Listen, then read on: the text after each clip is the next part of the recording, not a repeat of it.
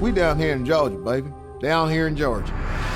With some creativity, you can shoot almost anything here in Atlanta. We have all our stages here. They've taken such good care of us. We are so lucky to be here.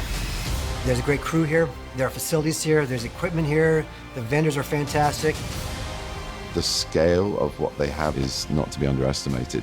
And to see it grow and evolve each year, it's great. Badass. And it's amazing to have a single home where we can have 3 or 4 productions going on at a time. The quality of the set build, the paint work, the effects just puts you right back on your game. Full credit to the set designers and all the crew that have just made it look incredible. Can't believe I'm in the Sanctum Sanctorum.